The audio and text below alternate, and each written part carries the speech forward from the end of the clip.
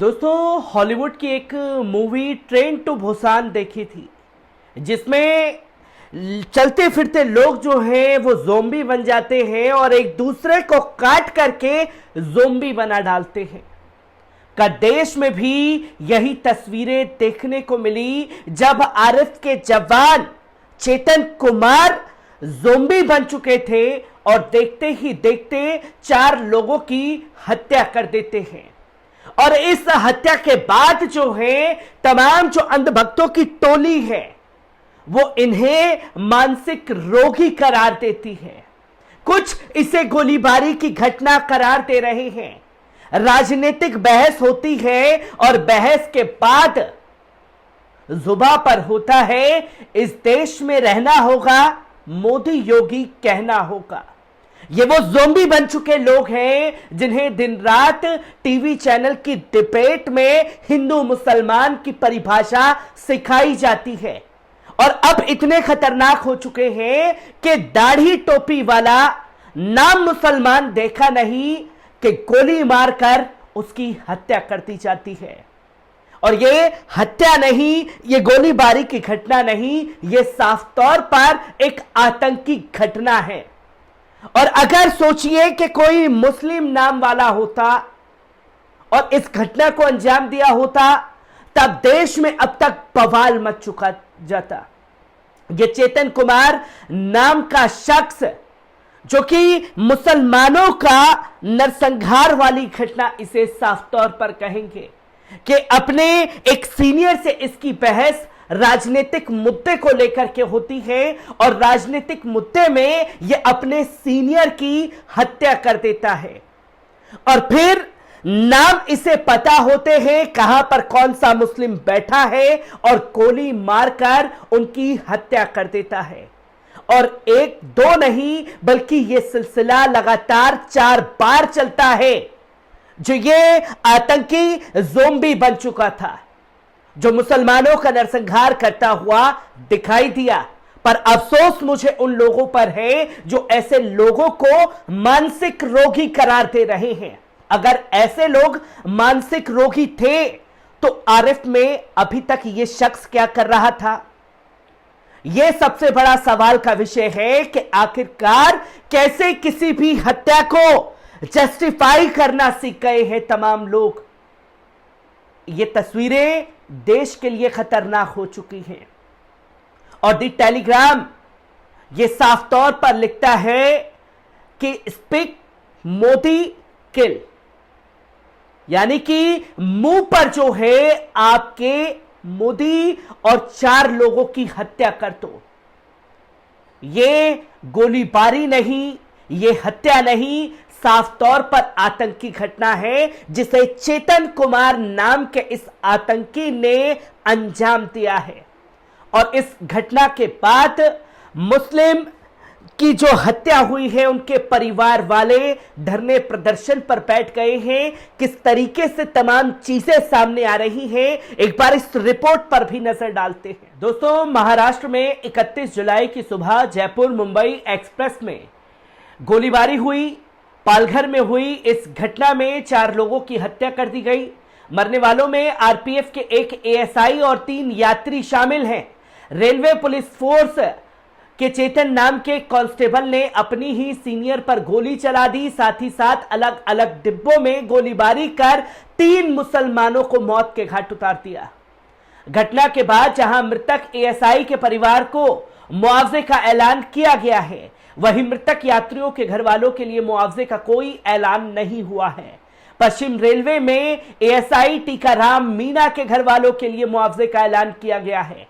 Railway सुरक्षा कल्याण निधि ने उन्हें 15 लाख रुपए दिए जाएंगे। साथ ही टीकाराम मीणा के अंतिम संस्कार के लिए 20,000 रुपए का खर्च भी रेलवे उठाएगा। इसके अलावा उनके घर वालों को जनरल इंश्योरेंस स्कीम के तहत 65,000 रुपए भी दिए जाएंगे। आज तक से जुड़े एजाज खान की रिपोर्ट के मुताबिक मृतक यात्रियों के घर वालों के लिए कोई मुआवजे का ऐलान नहीं किया गया है। इसके बाद मृतक असगर शेख के घर वाले जेजे अस्पताल के बाहर धरने पर बैठ गए।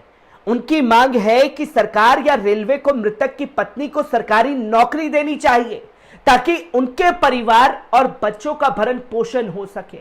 मृतक असगर शेख के रिश्तेदार आसिफ ने कहा कि सुबह ही जो आरपीएफ के अधिकारी की मौत हुई है उनके मुआवजे का ऐलान कर दिया गया, लेकिन असगर शेख के लिए कोई मुआवजे की बात नहीं की गई। जब तक हम लोगों की मांगे नहीं मानी जाएंगी तब तक हम लोग धरने पर बैठे रहेंगे, शव को भी नहीं लेंगे। इंडिया टुडे से जुड़े हुसैन की रिपोर्ट के मुताबिक आरपीएफ के कांस्टेबल चेतन ने गोलीबारी की थी। उसने अपने एक एस्कॉर्ट प्रभारी एएसआई टीकाराम पर गोली चलाई, फिर अलग अलग कोच में 3 मुसलमानों की हत्या कर देता है। चारों पीड़ितों ने मौके पर ही दम तोड़ दिया। यह घटना वापी के बोरीवाली मोरी गेट स्टेशन के बीच हुई। आरोपी 12 राउंड फायरिंग की घटना के बाद आरोपी का एक वीडियो वायरल हुआ जिसमें वो आपत्तिजनक बातें कहता नजर आ रहा है कि इस देश में रहना होगा, मोदी योगी कहना होगा। वीडियो की जांच के बाद कही गई है मुंबई जयपुर एक्सप्रेस में 31 जुलाई को आरपीएफ सिपाही चेतन कुमार ने कथित तौर पर अपने साथी एएसआई टीकाराम से 3 यात्रियों की गोली मार दी थी। चारों की मौके पर मौत हो गई। आरोपी चेतन सिंह को गिरफ्तार कर लिया गया है। एएसआई टीकाराम मीणा सवाई मधुपुरा जिले के श्यामपुर गांव के रहने वाले थे। घटना के बाद वहां का माहौल बेहद गमगीन है, लेकिन टीकाराम की पत्नी को गांव वालों ने अभी इस घटना की जानकारी नहीं दी है। उनका बेटा गोवा गया हुआ था, वो वापस आ रहा है। वहीं एक यात्री असगर शेख के पास छोटे बच्चे हैं और वो घर में कमाने वाले अकेले आदमी थे। वो जयपुर से मुंबई काम ढूंढने जा रहे थे। एएसआई टीकाराम के चचेरे भाई मेष मीणा ने बातचीत में कहा कि मेष मीणा ने उनके पास सुबह 5 बजे घटना को लेकर किसी का फोन आया था, लेकिन तब उन्हें भाई की मौत की बात नहीं पता लगी थी। बाद में सोशल मीडिया से इस बात की जानकारी मिली। उन्होंने आगे कहा कि हमने भाभी को अभी इस बात की कोई जानकारी नहीं दी है। उनके 2 बच्चे हैं, दिलखुश मीणा और पूजा मीणा। उन्होंने आगे बताया कि टीकाराम का शव घर पर कब आएगा इस बात की अभी उनके पास कोई जानकारी नहीं आई है। आरपीएफ सिपाही चेतन कुमार ने कथित तौर पर जिन 3 यात्रियों की हत्या की उनमें से एक असगर अब्बास अली के परिजन शताब्दी हॉस्पिटल के सामने प्रदर्शन कर रहे हैं। परिजनों का साफ तौर पर कहना है कि 12 घंटे से ज्यादा समय बीत चुका है, लेकिन सरकार ने उन्हें कोई आश्वासन नहीं दिया। उनके मुताबिक घटना में मरे आरपीएफ जवान के परिवार का मुआवजा दिया जा रहा है, लेकिन जिन 3 यात्रियों की मौत हुई सरकार ने उनके लिए कोई सुध नहीं ली है। सरकार मरने वाले यात्रियों के शव को उनके घर भिजवाने का भी इंतजाम नहीं करवा रही है। असगर शेख के छोटे भाई मोहम्मद अमानुल्लाह ने बताया कि उनके पास सुबह रेलवे का फोन आया। रेलवे ने उनके भाई की मौत की खबर दी। उन्होंने बताया कि मेरे भाई को 3 गोलियां लगी थी।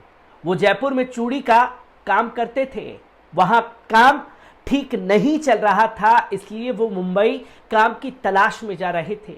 उनकी 4 बेटियां और 1 बेटा है। अब उनके घर में कोई भी कमाने वाला नहीं है, वो अकेले घर में कमाने वाले थे। अब उनके परिवार की मदद सरकार या रेलवे को करनी चाहिए।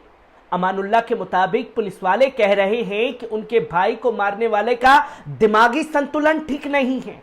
अगर ऐसा था तो उस शख्स को आरपीएफ में क्यों रखा हुआ था? यह सबसे बड़ा सवाल खड़ा हो जाता है। और इस आतंकी घटना के बाद जो लावारिस छोड़ दिया गया है मुसलमानों के शव को, यह एक साफ तौर पर मैसेज है कि आपकी जान की कोई कीमत नहीं है। आपको कभी भी किसी भी वक्त मार दिया जाएगा और कुछ लोग मानसिक रोगी करार दे करके इस मामले को रफा दफा करने की कोशिश करेंगे।